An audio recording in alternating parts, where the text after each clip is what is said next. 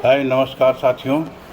आज जो मैं विषय लेकर आया हूँ उसका पढ़ ही लिए होंगे, फिर भी मैं ये बता देता हूँ कि एक आतंकवादी, उग्रवादी और एक न्यायालय और एक सरकार, इन तीनों के बीच का क्या संबंध होना चाहिए और क्या है। अब हम सुब्रत राय को अपराधी नहीं कह रहे हैं, वह आतंकवादी से भी आगे है, क्योंकि आतंकवादी 2-4-10 लोगों को मारता है और यह 28 करोड़ परिवार को मार रहा है और किसी को कोई लेना देना नहीं है। 2010 ईस्वी से आज 2022 ईस्वी तक न्यायालय से आज तक न्याय संभव नहीं हो पाया है।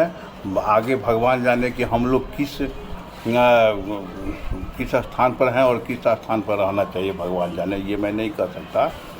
अगर सरकार में न्याय देने की क्षमता, मतलब इच्छा होती, इच्छा की नहीं, सरकार अगर चाहे कि नहीं सुब्रत राय से हमको न्याय मिले, तो सरकार इस केस को कोर्ट से वापस ले करके न्याय दिलवा सकती थी। मैंने इससे पहले भी एक वीडियो में कहा था कि अब सहारा इंडिया को न्याय से अधिक समझौते की आवश्यकता है। मैंने माननीय बुद्धिजीवी, नेताओं, न्यायाधीशों, उद्योगपतियों, व्यापारियों, बड़े बड़े अफसरों से निवेदन किया था कि ये लोग अगर सामने आए और समझौता करवा दें तो सहारा इंडिया का समस्या बहुत अधिक जटिल नहीं है।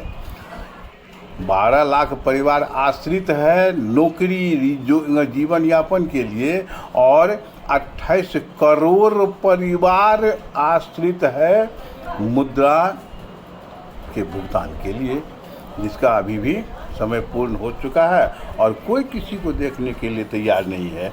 अब हम अगर चाहें तो 1-2 बात हम कहना चाहते हैं कि सुब्रत राय पर, वो पेरोल पर है, आतंकवादी है, उग्रवादी है, इतने परिवार को इसने सता रखा है। और इतना ही नहीं, इस देश में 28 करोड़ परिवार को देखने के लिए एक भी वकील नहीं है, एक भी न्यायाधीश नहीं है, एक भी नेता नहीं है।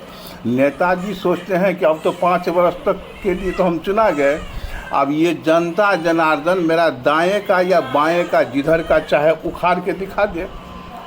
न्यायाधीश सब देखता है कि भैया अब तो हमारी नौकरी इतना दिनों के लिए सुरक्षित है, तो अब तो हमको जो मन में आवेगा सो करेंगे। वकील को डांटेंगे, पब्लिक को डांटेंगे, जिसको मन होगा गाली दे देंगे।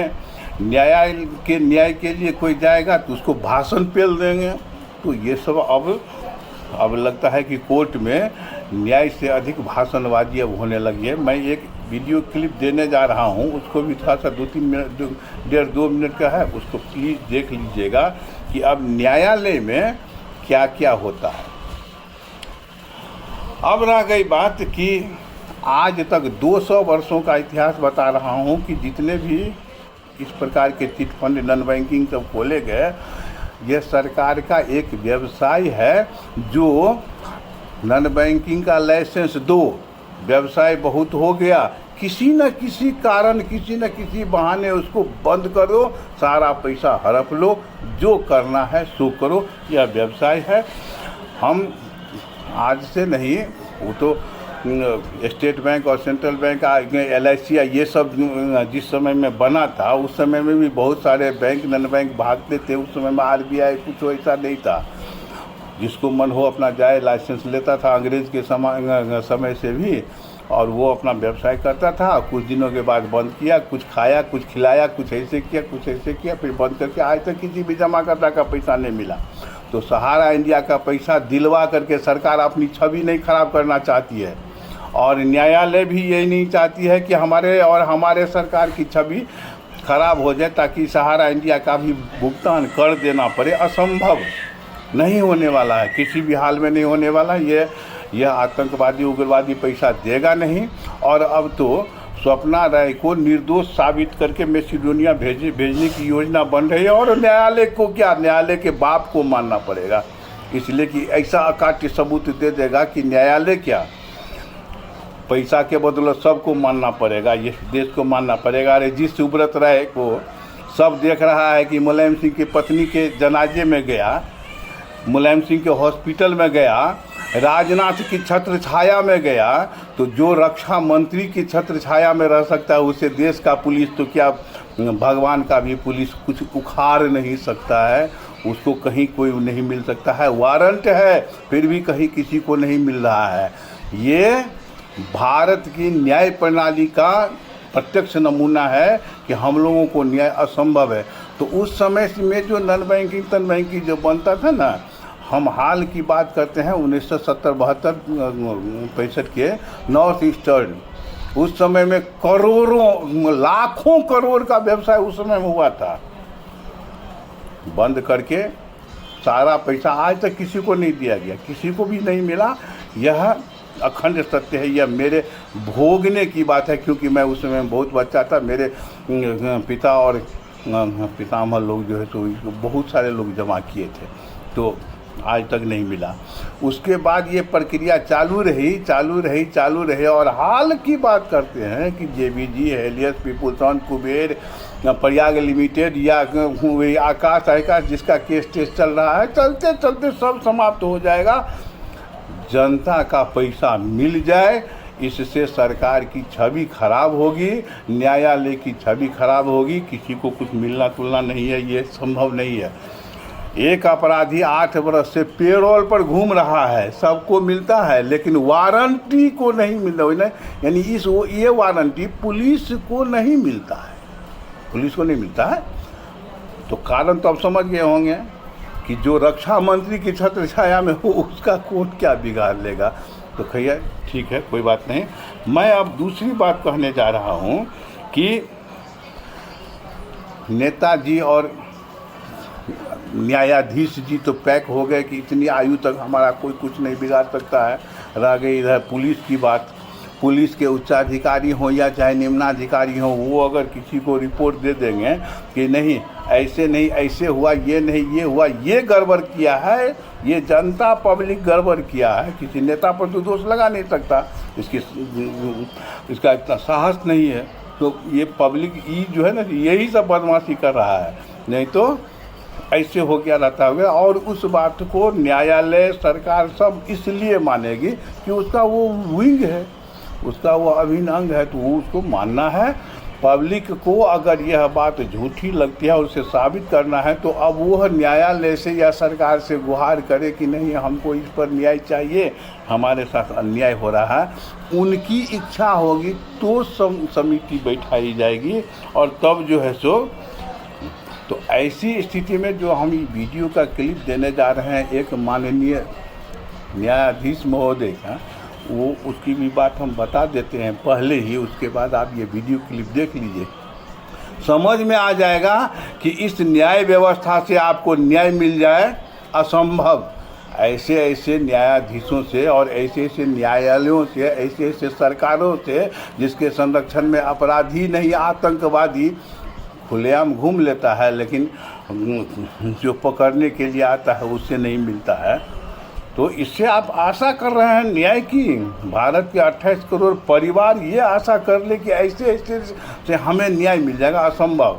अब सुब्रत राय यह साबित करने पर लगा हुआ है कि स्वप्ना राय इसमें कहीं से कुछ नहीं है। सुशांतों और सीमांतों पर भी केस है, लेकिन वो जा चुका है, उसको निर्दोष साबित हो चुका है। अब स्वप्ना राय निर्दोष साबित होने ही वाली है और उसके कुछ दिन के बाद सुब्रत राय भी निर्दोष साबित हो जाएगा। और मैसेडोनिया का गारंटी है, ये मेरा गारंटी है कि मैं जो कह रहा हूँ उसको सत्य मान लीजिए।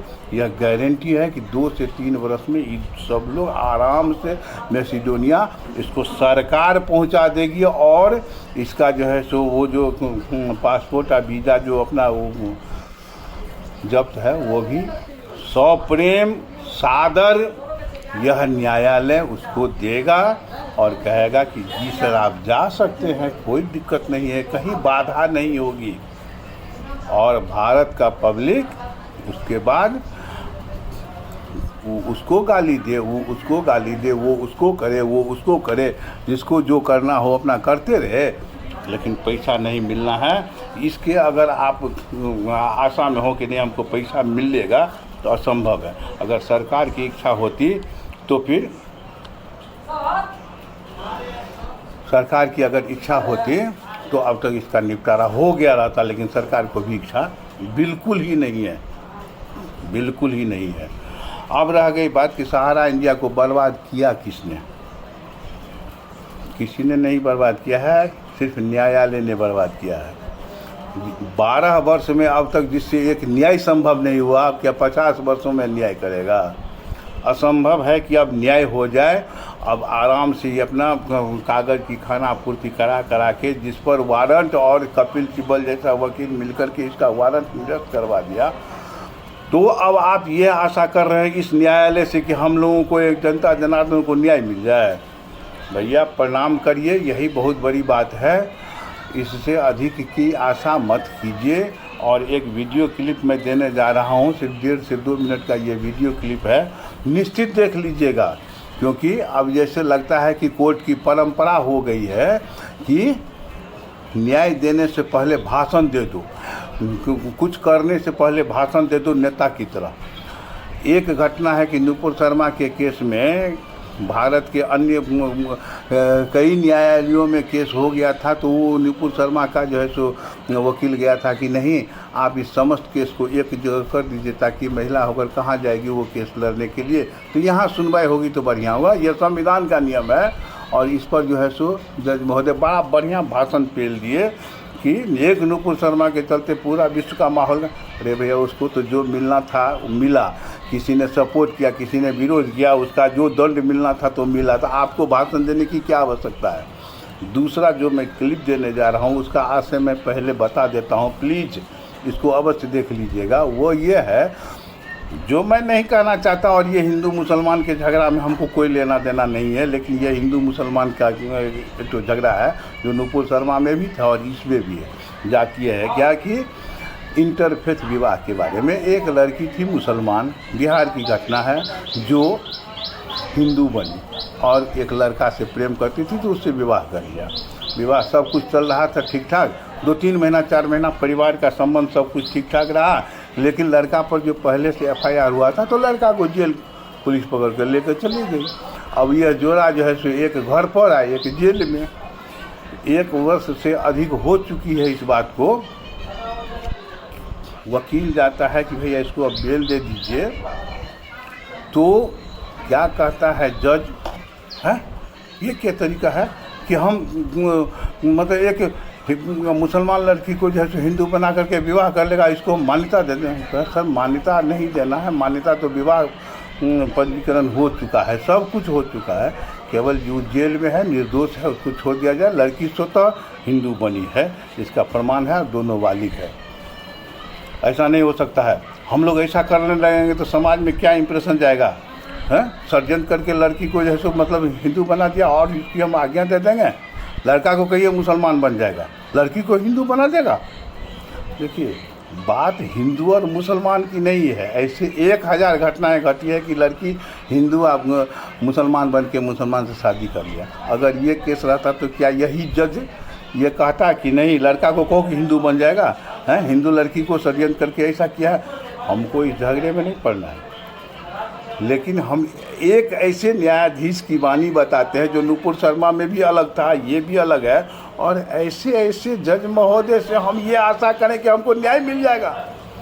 भैया क्षमा प्रार्थी, असंभव है कि ऐसे सरकार में जिसके रक्षा कवच के अंदर आतंकवादी उग्रवादी घूम रहा हो, ऐसे न्यायालय में जहां न्याय के बदले भाषण मिलता हो, इससे हम न्याय की आशा करें।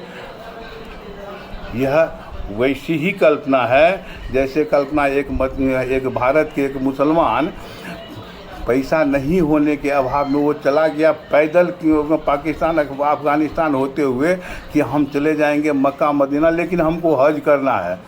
भगवान उनको मंगल कामना सुबुद्धि दे, सब कुछ ठीक ठाक रह जाए, बढ़िया बात है। सुनते हैं कि पाकिस्तान में उसको आगे नहीं जाने दिया, फिर जाने भी दिया। तो जैसे वो यहाँ से पैदल मक्का मदीना तक जा सकता है जो संभव है, लेकिन भारत में न्याय मिल जाना वैसे ही असंभव है कि कोई ईर्ष्या पर ले ले कि हमको चांद पर पैदल ही चले जाना है, हमको कोई रॉकेट नहीं मिलेगा तो हम चांद तक पैदल यात्रा कर लेंगे। ऐसी कल्पना और भारत से उचित न्याय की कल्पना करना और उसमें भी ऐसे ऐसे जज महोदय के सामने अकाट्य पूरी कल्पना है। मेरा ये वीडियो देख लें कृपया, 1 मिनट का 1.5 मिनट का है। उसके बाद जय हिंद, जय भारत, वंदे मातरम। इसके लिए passport time list on 27th of July. So and so number 6 shall remain present on the next day. 27th of July मतलब कहना आस पाई रहे थे। हाँ वो तो डायरी तो लेके चलवाई करोगे, दिल्ली से आए हो। 7th of July। लॉर्डशिप मेरी कॉर्पस के लिए लॉर्डशिप जब हो गया आज तो लॉर्डशिप 1 साल से लॉर्डशिप बिना किसी कारण ये महिला अंदर है लॉर्डशिप। ये तो अभी जेल जाएगा। नहीं इनसी बात कर रहा, मेरी तो महिला पहले से अंदर है साहब, 10 महीने वो तो जाए दो निकेतन में उसको, ये तमाशा हम नहीं एक्सेप्ट कर सकते। नहीं तो लॉर्डशिप वो मेजर है लड़की, हाँ। उसका कुछ तो निराकरण करते साहब। तुम बन जाओ, काजी के पास जाओ। अब ये मुसलमान बन के लॉर्डशिप असल में मुस्लिम से लड़की हिंदू बनने आई है लॉर्डशिप, ये 10 महीने से कस्टडी में और मेजर है लॉर्डशिप। तुम मुसलमान बन जाओ, ज्यादा अच्छा है। नहीं तो लॉर्डशिप ये मुसलमान बन के क्या करेगा लॉर्डशिप इसमें? जो तुम समझो क्या करेगा उस बच्ची को है, मुस्लिम से हिंदू बनी है। ये फ्रॉड करके उसको कन्वर्जन कर दिया है। ये बताओ ये कोई तरीका है? लॉर्डशिप ये ना कोई तुम्हारा स्टेटस है ना कुछ है, तो इसमें काजी को भी बुलवाएंगे इसमें हम? आप और किसी मुसलमान को हिंदू बना रहे हो, मजाक बात है ये। हम अगर हमारी नजरों में ये बात एक्सेप्ट हो जाएगी तो समाज का क्या होगा? लॉर्डशिप इवन अगर ये मान भी लीजिए, थोड़ा सा पहले आप बहस कर रहे हैं कि आप डेट मांग रहे हैं, क्या मांग रहे हैं? डेट तो मैं मांग ही रहा हूँ मगर